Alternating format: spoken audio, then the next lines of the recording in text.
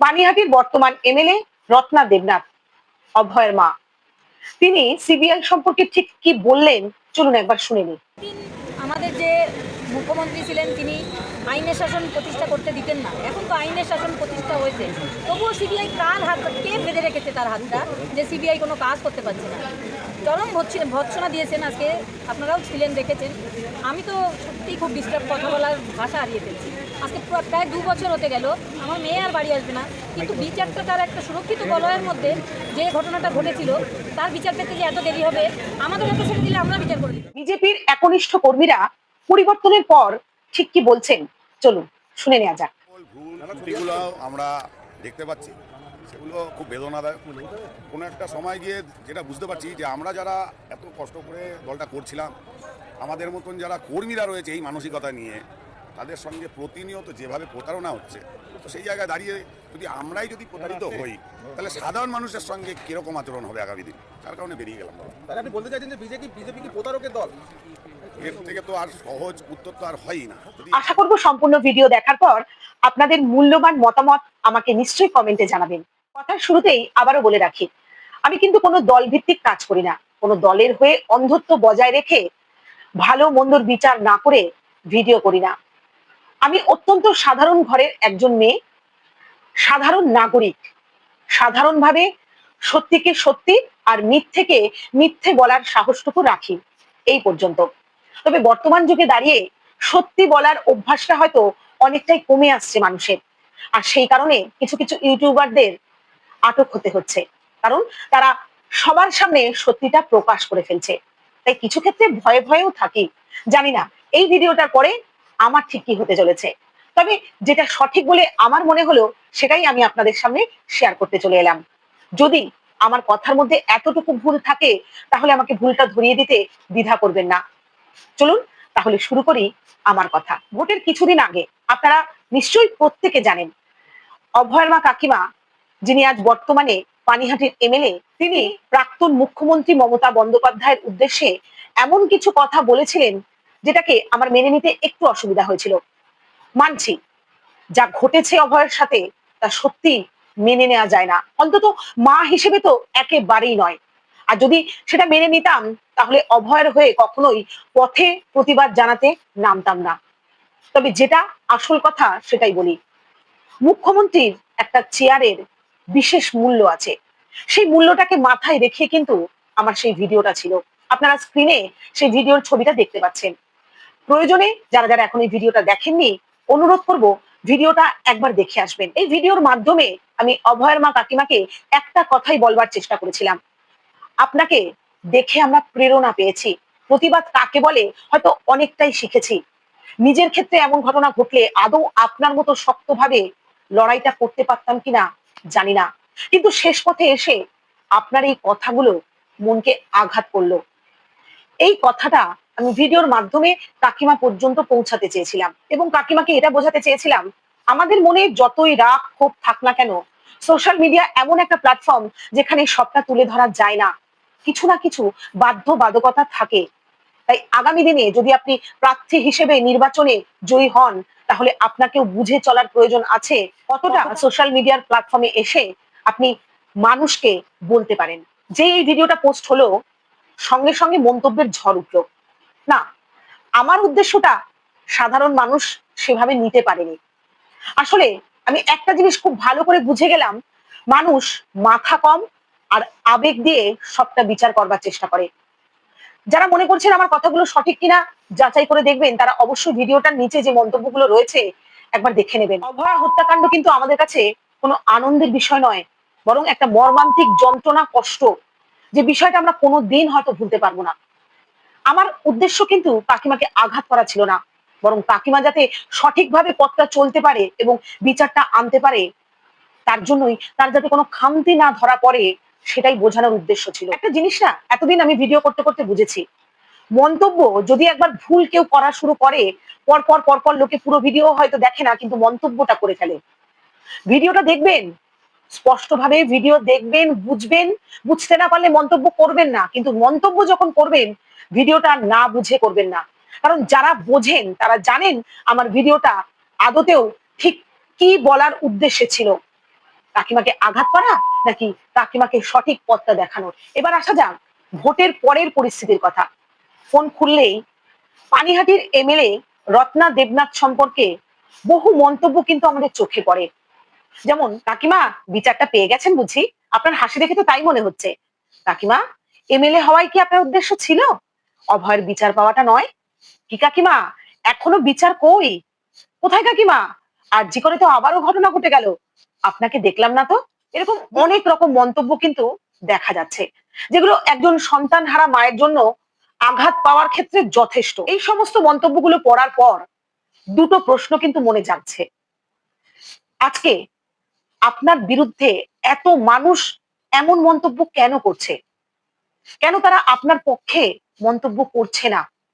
২ নম্বর প্রশ্ন, যারা এতদিন আপনার অন্ধ ভক্ত হয়ে থেকেছে, আপনার ঠিক ভুলটাকে পর্যন্ত বিচার করতে আপনাকে সাহায্য করেনি, আজ তারা কোথায়? যারা আমার ভিডিও নিচে মন্তব্য করেছে, আমি চটি চাটা, আমি আহ, আমার পরিবারে যদি এরকম হতো তাহলে আমি ঠিক কি করতাম, তারা কোথায় কাকিমা? তাদের কাউকে তো দেখছি না। আপনার পাশে তো অনেক এমন সমাজ সেবিকাকেও দেখেছি যারা আপনার হয়ে বাড়ি বাড়ি ভোট চেয়ে বেরিয়েছে, যাদের নাম প্রতিপত্তি নিয়ে আলাদা করে কিছু বলার নেই। আজ কই তাদের মুখগুলোও তো দেখছি না। কাকিমা, আবারও আপনাকে বলি, যারা আপনার ঠিকটাকে ঠিক আর ভুলটাকে ভুল বলে ধরিয়ে দিতে পারবে তারাই জানবেন আপনার পাশে রয়েছে কিংবা আপনার ভালো চাইছে। আমি জানি না আমি সেই জায়গাটা কতটা অর্জন করতে পেরেছি বা আগামী দিনে পারবো। যতই গালাগালি খাই না কেন, যতই মানুষের কাছে অপছন্দের পাত্রী হই না কেন, আমি কিন্তু আমার কাজটা করব, কারণ আমি জানি আমি সঠিক পথেই রয়েছি। তাই বাধ্য হলাম আপনার ভুলগুলোকে আঙুল দিয়ে দেখিয়ে দিতে। আপনার হয়তো মনে নেই ভোটে জেতার আগে আপনি ঠিক কি কি প্রতিশ্রুতি দিয়েছিলেন সাধারণ মানুষের কাছে।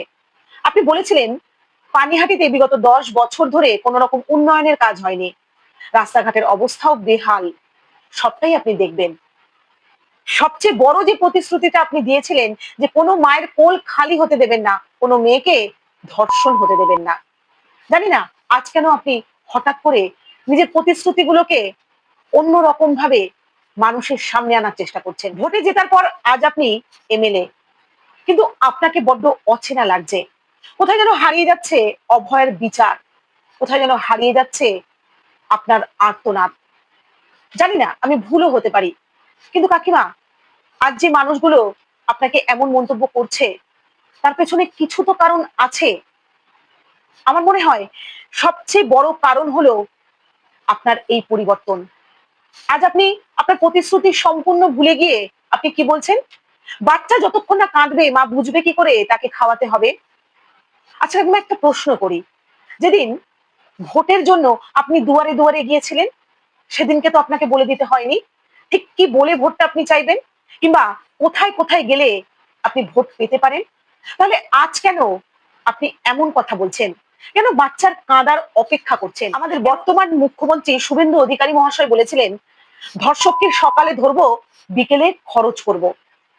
ভোটের পর এতগুলো ধর্ষণ হয়ে গেল, এমনকি আরজি করে আবারও ধর্ষণ হলো, ওই খরচ তো কাউকে হতে দেখলাম না।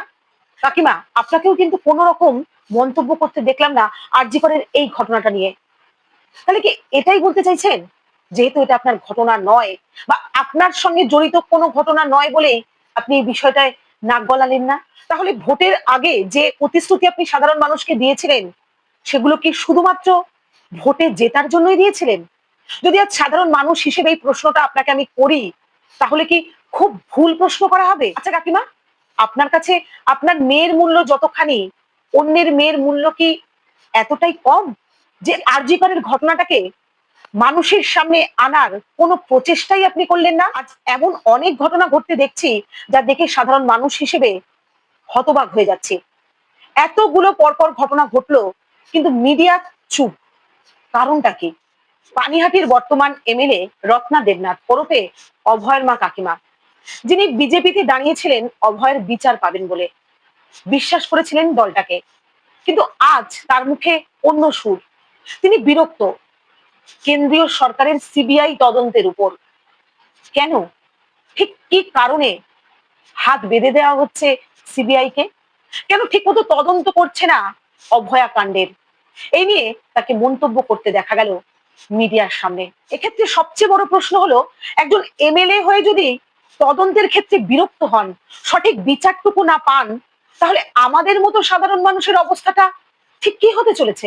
দেখুন, এই কথাগুলো যে আমার একা তা কিন্তু নয়, কারণ আমি দ্বিতীয় ভিডিওটার মাধ্যমে আপনাদেরকে পরিষ্কার দেখালাম যে বিজেপি কর্মীরা তারা একনিষ্ঠভাবে কাজ করার পর আজ হতাশ।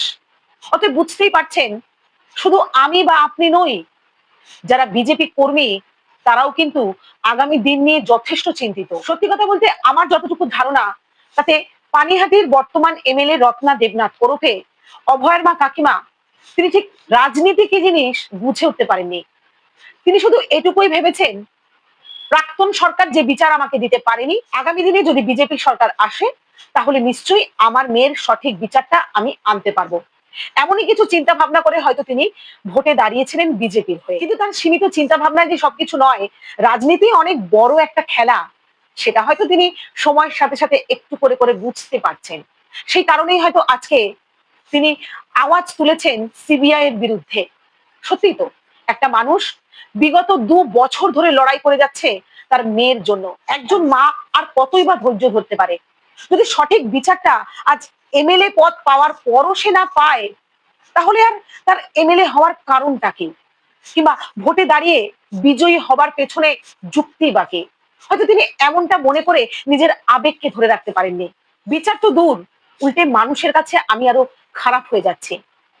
হ্যাঁ কাকিমা, কিছু ক্ষেত্রে তো এটা মেনে নিতেই হচ্ছে যে মানুষ আপনাকে এমন কিছু মন্তব্য করছে যার পেছনে যথেষ্ট কারণ আছে। আপনি যতই অভয়ের বিচারের কথা ভেবে ভোটে দাঁড়ান না কেন, একজন এমএলএ হওয়ার পর শুধুমাত্র নিজের মেয়ের বিচারটুকু নয়, বরং আরো এমন অনেক কাজ থাকে যেগুলো না করলে মানুষের কাছে নিন্দের পাত্র হতে বেশি একটা সময় লাগে না। আপনার হয়তো এতটা ধারণা ছিল না বলেই আজ এই সমস্যার সম্মুখীন আপনাকে বারবার হতে হচ্ছে। সাধারণ মানুষ তো সত্যি জানি না, যদি আপনার জানা থাকে একটু বলবেন তো। প্রমাণ লোপাট হওয়ার পর নতুন করে কিভাবে প্রমাণ জোগাড় হয় যার মাধ্যম দিয়ে বিচারটুকু পাওয়া সম্ভব? সত্যি যদি সেটা সম্ভব হয়ে থাকে, শুধুমাত্র সান্ত্বনা না হয়ে থাকে, তাহলে এতদিন যাবৎ সিবিআই ঠিক কি করছিল? এখন তো ডবল ইঞ্জিন সরকার, প্রমাণ যদি কিছু থেকেও থাকে সেটা তো এদিক ওদিক হওয়ার কোনো জায়গা নেই। তাহলে কেন এত অসুবিধা হচ্ছে অভয়ের বিচারটুকু আনতে? ভিডিও শেষ প্রান্তে এসে সাধারণ মানুষ হিসেবে একটাই অনুরোধ করব সরকারের কাছে, দয়া করে আপনারা আপনাদের প্রত্যেকটা প্রতিশ্রুতি পালন করুন। না হলে সাধারণ মানুষ আপনাদের প্রতি বিশ্বাস হারাবে। তারা অনেক আশা নিয়ে কিন্তু এই পরিবর্তনটাকে চেয়েছিল। যদি তাদের আশাটা নিরাশায় পরিণত হয়, তাহলে মানুষ কিন্তু বোকা নয়। একদিন সময় আসবে সবটাই পরিষ্কার হয়ে যাবার। নমস্কার, ভালো থাকবেন সকলে, সুস্থ থাকবেন এবং সাবধানে থাকবেন। আবার দেখা হবে নতুন ভিডিওতে।